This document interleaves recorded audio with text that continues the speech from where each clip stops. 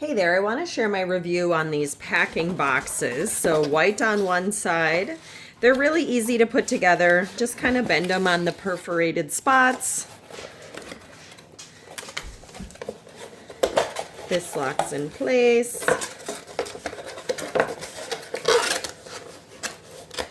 And then for me, I'm adding a little bit of crinkle paper. And in this case, I'm using them to pack simmer pot kits. But in this one, I'm also going to be packing some essential oils. And so just to kind of show you that. And then I'll put a little more crinkle paper over the top.